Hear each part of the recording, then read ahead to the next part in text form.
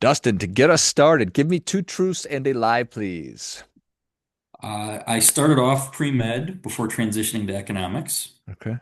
I was an exchange student, excuse me, I was an exchange student in Germany in high school, or I ran my first marathon last summer. Wow, nice. Mhm. First marathon just this last summer, huh? Okay. All right.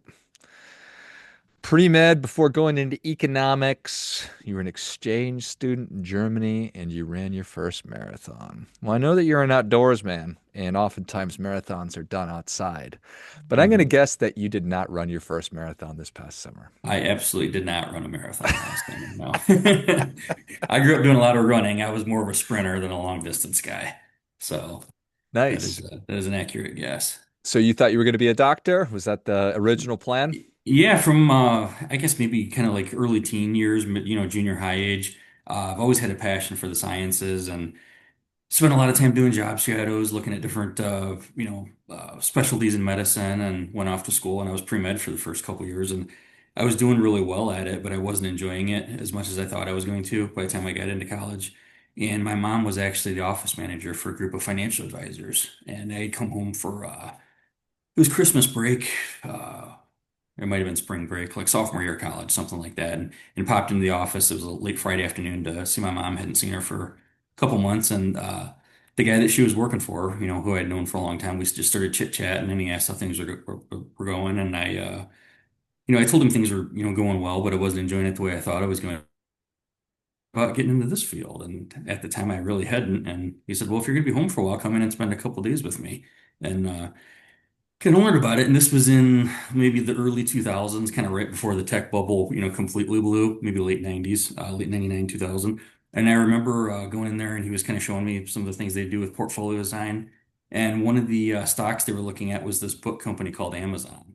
And I remember like, oh yeah, buy books from them for school and look what they've become. But the format of, how things ran at their office, clients coming in. It was very similar to the way the environment for a physician's office worked. So it was an easy transition and going back to school, changing to economics, and uh, had a minor in history, and here we are. So I was Well, exposed to the profession from an early age. Just didn't know that that's what I was going to end up doing. Yeah, life's a funny thing, but yeah, it credit to is. you. I mean, I don't know that I did, that's not true. I did not have any idea what a financial services professional or financial advisor did at all before I got Yeah. into the business. I had no idea what I wanted to do. And you're out there shadowing medical professions before you even went to college. So you're a much Yep. more So organized human being. anesthesiology, orthopedic surgeons, all kinds of stuff, and I was convinced that that's what I was going to do. And it's funny how things work out, but I wouldn't change any of it. Yeah. I mean, it's credit to you for being so um proactive and then to have the courage to say, I really thought I was going to do this. I really thought I wanted to do that, but it hasn't really worked out. So I'm going to change that. That's not easy Yeah. for people. No, that's not. And it's why it's, plans can be made, but obviously things change. So you got to be able to adapt to it and to prepare for different contingencies. And that certainly maps over to some of the work that you're doing now. Yeah, it does. Obviously, I've been a financial advisor for 23 years approximately now. Started out right at the beginning with a heavy focus on planning and was fee based right out of the gate. So it's kind of funny how things have evolved, and now here we are a couple decades later, and that's basically where the industry is evolved and gotten to. But a lot of our work is with small business owners. So I'm a small business owner myself. I own the practice, or I own the company along with some other, I guess, ventures that I've got going on. So it makes it's entertaining to work with clients that you've got a lot in common with, and you can kind of give them feedback on things, not just from an advisory capacity, but also from a business owner.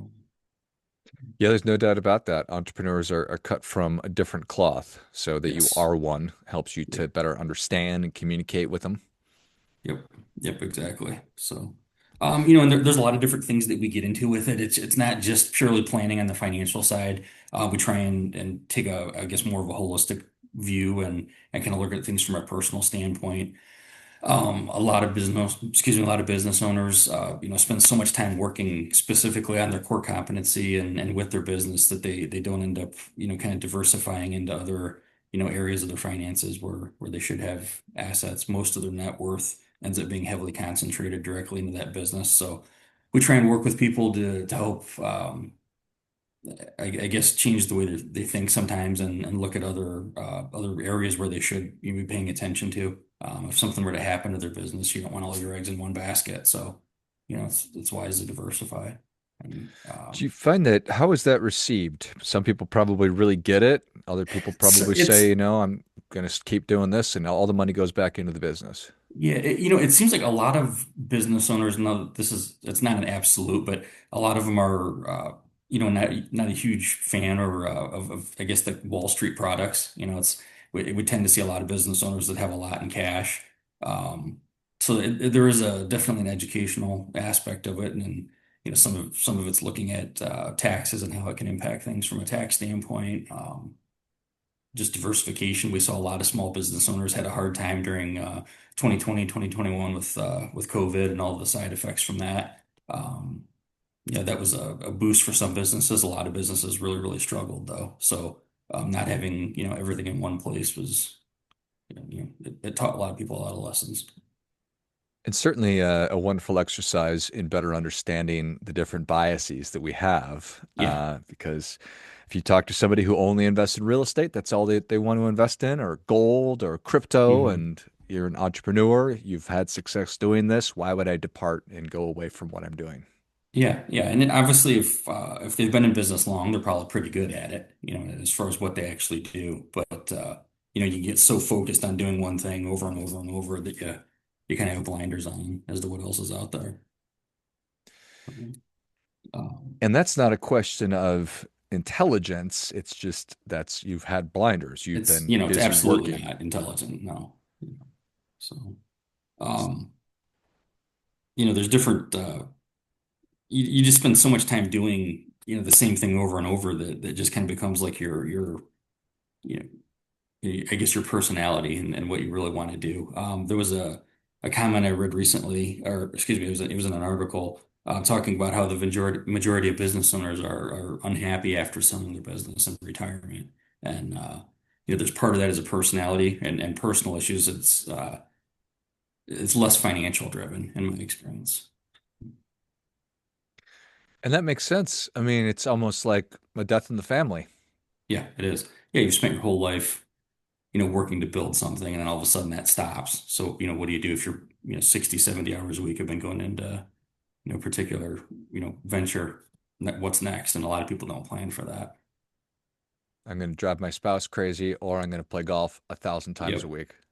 Yeah, we joke around a lot with that. With when people are going to retire, it's like, okay, who's going back to work first? Because if you don't have hobbies and other passions that you have, whether it's, it could be you can only golf so much, you can only fish so much. You got to have other things that really drive you that you want to do in life to be able to make retirement fulfilling.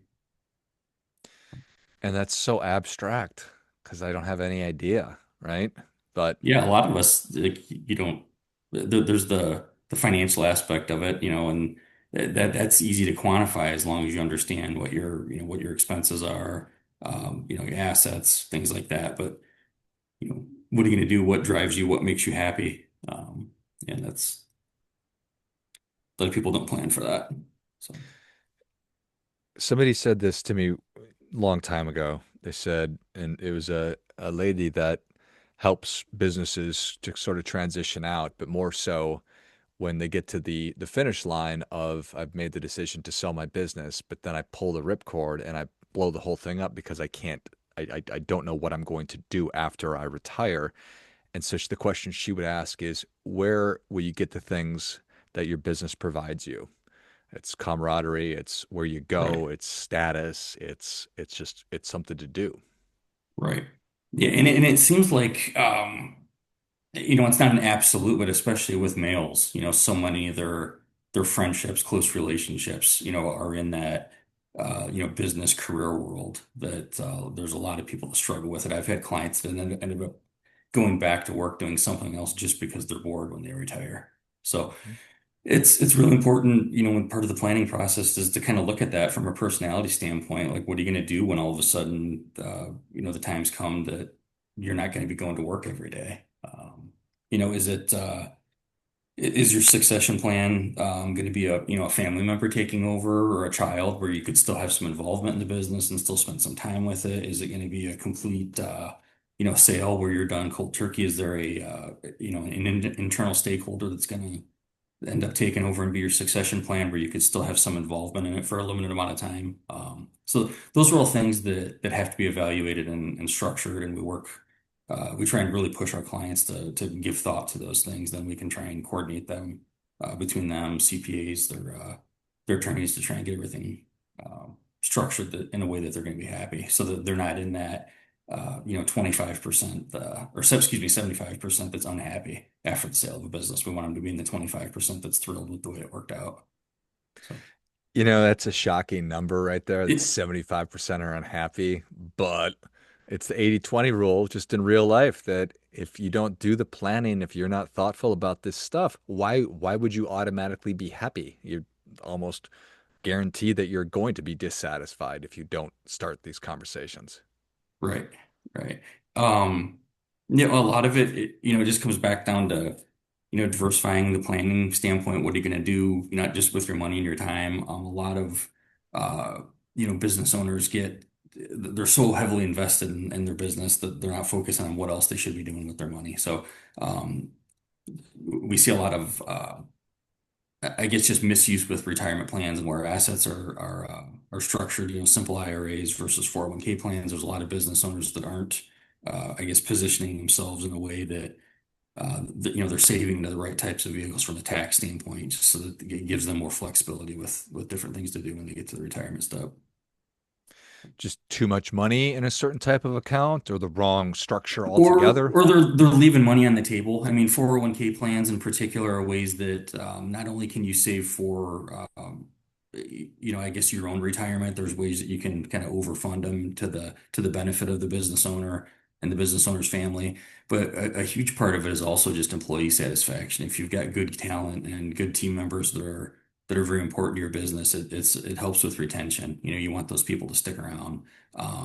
It's really, really hard to find not only good people, but to find the good people that you get them into the right spots.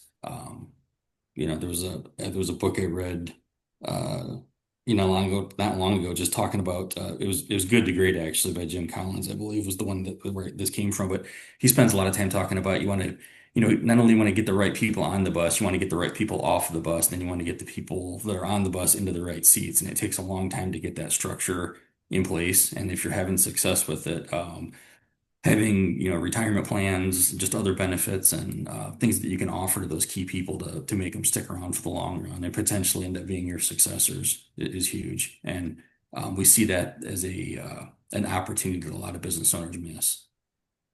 Such a versatile tool.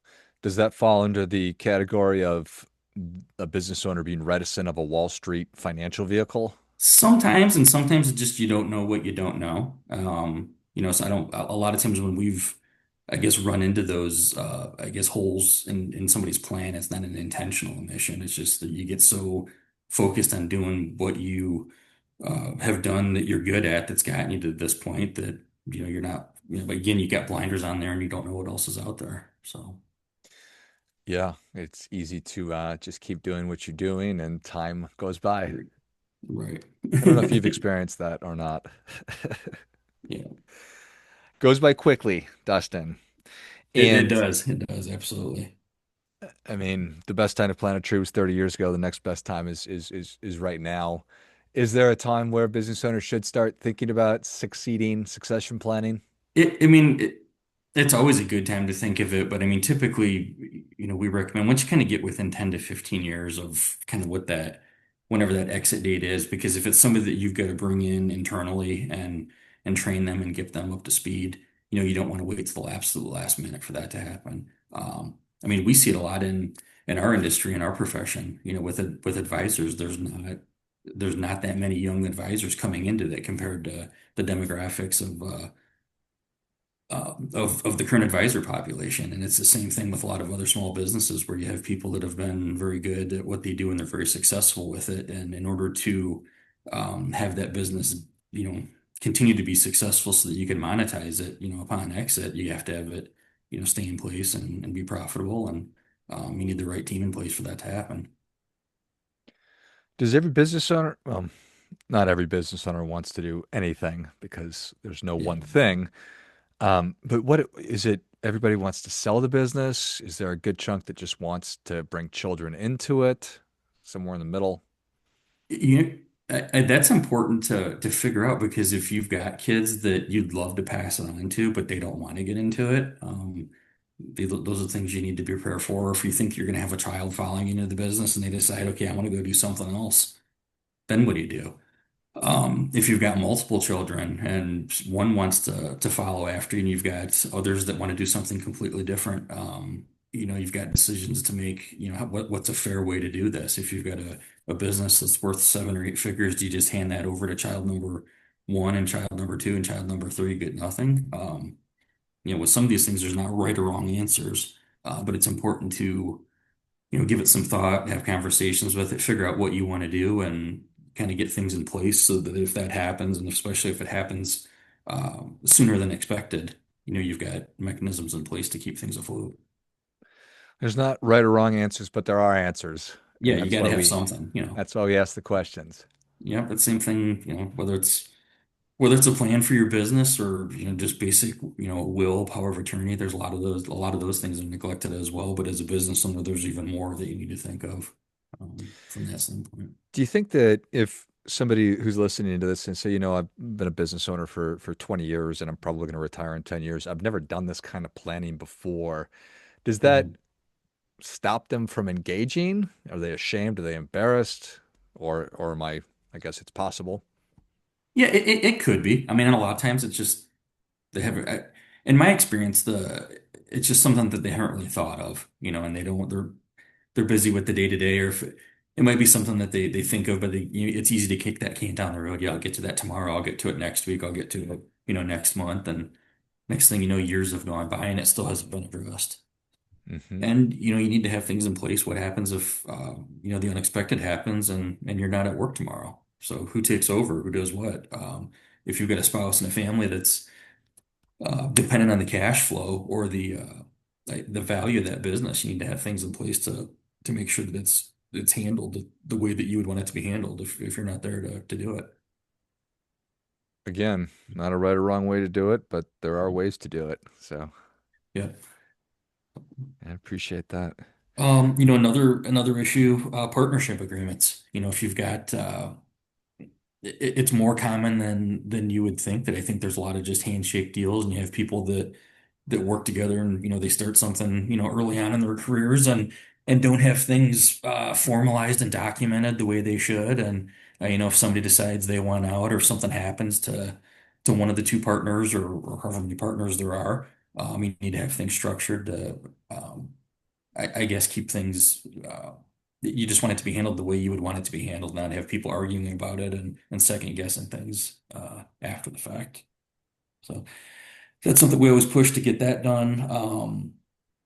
You know, I mentioned the exit strategies, kind of defining, you know, what you want to do with it. Do you want to sell it? Do you want to pass it on to a family member, internal stakeholders? Do you want to um, you know, if you've got other assets, you know, especially if you want to leave a business behind to other family members, you know, if you're leaving the business to one, you know, do you have other assets accumulated that you can leave to, you know, to other beneficiaries or other children, you know, in lieu of the business? That's something you need to plan ahead and accumulate. It's not most people, you just can't pull it out of thin air. So, I think we've all certainly experienced when relationships don't go well, that it's yep. somebody we're dating or a friendship. And if you're an entrepreneur, working with partner or vendor, and unfortunately we go into these things with the best of intentions, but then sometimes it works out not that way. And these Yeah. agreements And that you're that's, talking and about. I mean, I always try and really encourage, you know, clients just to plan for that. When I had a partnership, I guess, incident earlier on in my career that didn't end well. So I kind of learned the lesson the hard way, and I was just young and didn't know any better. And it's better to learn those things early on than late once everything's been accumulated and businesses have been built. So It's a lot more expensive at that point. yeah, it would be. So yeah, let's just learn the lessons when they're inexpensive. An ounce of prevention is worth a pound of cure, Dustin. Correct. So Well, you've already given us a lot, but we're ready for that difference-making tip. What do you have for us? I just uh, focus on doing less to achieve more, and really look at doing what only you can do and delegate the rest. Get Spend as much time as you can work on getting the right people in the right places, and have them, I guess help, drive your organization to what to its optimal level. It's taken me a long time to do that, but I finally am in a position where I've got an awesome team that they do a really, really great job. Um, Wish I'd been able to have that 10 years sooner than I did, but it's worked out well. And then once you have those people, do what you need to do to make sure you keep them happy, keep everybody, working in the same direction as a great team. So, Well, I think that that is great stuff. That definitely gets yeah, a come on. yep, We are very much proponents of less is more over yep. here. So, amen to that, Dustin. And thank you so much for coming on. Where can people learn more about you? How can individuals and small business owners engage with you? Website is sterlingcapital.org. It's STIRLANG STIRLANG capital.org. Um, my dad's family is actually originally from Scotland, so just outside of Stirling. So that's where the company name came from. And then I've got a LinkedIn page. So either Dustin Alexander on LinkedIn, or you can Stirling Capital also has a LinkedIn page. Those are probably the best two places to find us. Excellent. Well, if you enjoyed this much as I did, show Dustin your appreciation. Share today's show with a friend who also appreciates good ideas. Pass it along to the small business owners in your life. Go to sterlingcapital.org, STIRLING capital.org, and find Dustin on LinkedIn as well. Put those in the notes of the show. Thanks again, Dustin. Thank you. Finally, friendly reminder, there's never going to be anybody more interested in your financial success than you are. So act accordingly.